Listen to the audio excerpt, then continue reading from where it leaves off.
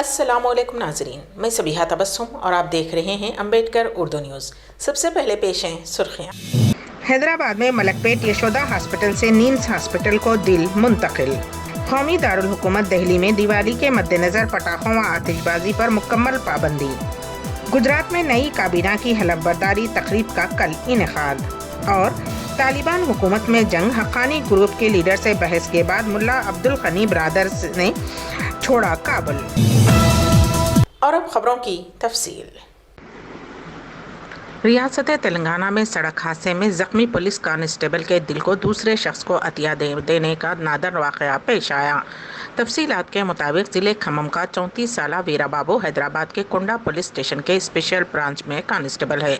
گزشتہ ہفتے ویرا بابو چھٹی پر اپنے گاؤں گیا تھا، جہاں وہ اس مہینے کی 12 تاریخ کو ذاتی کام کے لیے موٹر سائیکل پر جا رہا تھا کہ گلہ گڑم میں ایک RTC بس نے اسے ٹکر دے دی۔ ویرا بابو اس حادثے میں شدید زخمی ہو گیا تھا، کیونکہ اس کے سر پر شدید چوٹ لگی تھی۔ ویرا بابو کو بہتر علاج کے لیے حیدرآباد کے ملک پیٹ یشودا ہاسپٹل لے جایا گیا۔ ڈاکٹرز نے تصدیق کی کہ اس کا برین ڈیڈ ہو گیا ہے۔ ویرا بابو کے گھر والوں نے ڈاکٹرز کی تجویز پر اس کا دل عطیہ کرنے پر رضامندی ظاہر کی۔ اس کے ساتھ ہی نیمز کے ڈاکٹروں کی ٹیم نے ویرا بابو کے دل کو ایک باکس میں ملک پیٹ یشودا ہاسپٹل سے پنجگٹا کے نیمز ہاسپٹل منتقل کیا، تاکہ ویرا بابو کے دل کو نیمز میں شریک دوسرے شخص کو ٹرانسپلانٹ کیا جا سکے، جو دل کے مرض میں مبتلا ہے۔ حیدرآباد پولیس نے ملک پیٹ سے نیمز ہاسپٹل تک گرین چینل قائم کرتے ہوئے دل کو منتقل کرنے میں مدد کی۔ اردو کے فروغ و ارتقاء میں ہر اردو بولنے والے کو اپنا حصہ ادا کرنا چاہیے۔ اب تو اردو میں نیٹ اور IAS اور IPS جیسے مسابقتی امتحانات بھی اردو میں لکھنے کی اجازت ہے۔ اردو لکھنے اور پڑھنے والوں کو جدید ٹیکنالوجی سے واقفیت وقت کی ضرورت ہے۔ اس مقصد کو تقویت پہنچانے کے لیے ریاستی اردو اکیڈمی کے ڈائریکٹر و سیکریٹری ڈاکٹر محمد غوث اور ان کا اسٹاف دن رات کوشاں ہیں۔ حتیٰ کہ کووڈ-19 وبا کے دوران بھی اردو کی اشاعت کے لیے 35 سے زیادہ آن لائن پروگرام عمل میں لائے گئے ہیں، جیسے کہ آن لائن اردو بنیادی کورس، ڈگری کی نصابی کتب کی تیاری، ویب سائٹ کا آغاز، بچوں کا رسالہ روشن ستارے کی باقاعدہ اشاعت، حضر حاضر میں اردو زبان و ادب کا فروغ، مسائل و مشکلات، صحافیوں کی تربیت کے لیے آن لائن ورکشاپ، اکیڈمی کا ترانہ، اردو کے مصنفین، شعراء، ادبا اور صحافیوں کی مطبوعہ تخلیقات پر 2017 تک انعامات دیے جا چکے ہیں۔ اس کے علاوہ اردو کی اشاعت و ترویج کے لیے کئی منصوبے زیر عمل ہیں، جیسے اردو کیلیگرافی اور اردو ترجمے کا مختصر مدتی کورس وغیرہ، جس کے لیے وہ قابل مبارکباد ہیں۔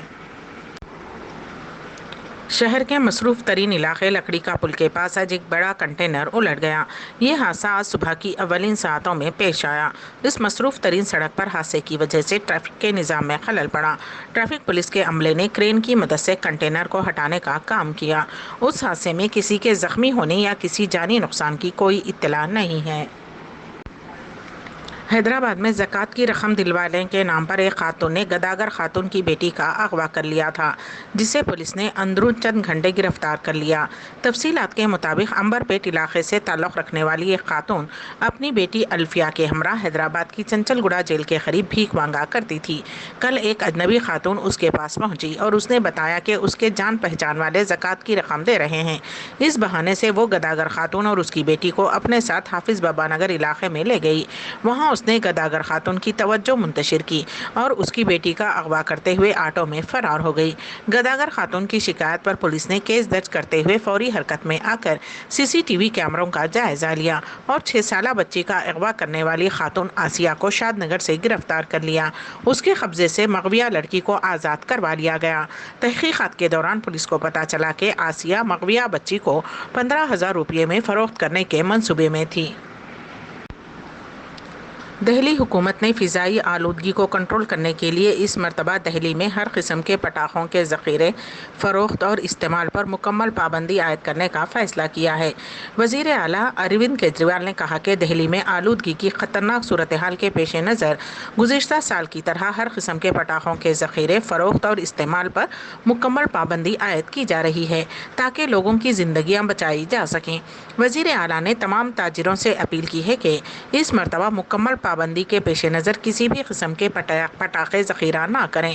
وزیر ماحولیات گوپال رائے نے کہا کہ ہم سب کو آلودگی کو کنٹرول کرنے کی ذمہ داری لینی ہوگی۔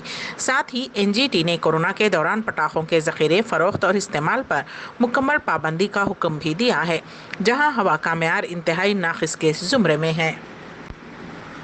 ڈاکٹر کفیل خان کو 2019 میں دوسری مرتبہ بہراج ڈسٹرکٹ ہاسپٹل میں مبینہ طور پر پریشانی پیدا کرنے اور ہاسپٹل عملے کے ساتھ بدتمیزی کرنے پر معطل کیا گیا تھا۔ الہ آباد ہائی کورٹ نے UP حکومت کے اس حکم پر روک لگا دی ہے، کیونکہ ڈاکٹر کفیل خان پہلے سے ہی معطل تھے۔ گورکھپور کے BRD میڈیکل کالج میں مبینہ طور پر آکسیجن کی فراہمی میں رکاوٹ کی وجہ سے 30 بچوں کی موت کے بعد ڈاکٹر خان کو 2017 میں گرفتار کیا گیا تھا۔ گرفتاری کے ایک سال بعد ڈاکٹر کفیل خان کو ضمانت پر رہا کیا گیا تھا۔ خان کے وکیل نے دلیل دی کہ ایسا کوئی اصول نہیں ہے جو ریاستی حکومت کو اس کے خلاف دوسرا معطلی کا حکم جاری کرنے کی اجازت دے، جبکہ اسے پہلے ہی معطل کیا جا چکا تھا۔ تاہم حکومت کی جانب سے additional chief standing council AK Goyal نے ہائی کورٹ کو بتایا کہ خان کے خلاف انکوائری رپورٹ 27 اگست 2021 کو پیش کی گئی تھی اور ایک دن بعد انہیں ایک کاپی بھیجی گئی۔ معاملے کی اگلی سماعت 11 نومبر کو ہوگی۔ گجرات حکومت کی نئی کابینہ کو کل حلف دلایا جائے گا۔ گاندھی نگر راج بھون میں حلف برداری تقریب کا انعقاد عمل میں آئے گا۔ اطلاعات کے مطابق وزیر اعلیٰ بھوپندر پٹیل نئی کابینہ میں نوجوان چہروں کو شامل کر سکتے ہیں۔ گجرات کے تمام BJP ارکان اسمبلی کو آج پارٹی ہیڈ کوارٹر میں حاضر ہونے کی ہدایت دی گئی ہے۔ دہلی کے پانی اور صنعت کے وزیر ستیندر جین نے Delhi state industrial and infrastructure development corporation limited, Delhi جل بورڈ اور نیشنل انوائرنمنٹل انجینئرنگ ریسرچ انسٹی ٹیوٹ کے ساتھ میٹنگ کی۔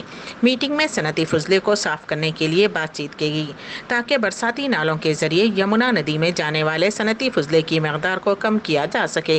اس کے لیے دہلی حکومت DSIIDC کی موجودہ 13 کامن ایفلوئنٹ ٹریٹمنٹ پلانٹس کی صلاحیت کو بڑھانے کی منصوبہ بندی کر رہی ہے تاکہ یمنا ندی میں گرنے سے پہلے تمام صنعتی فضلے کا ٹریٹمنٹ کیا جا سکے۔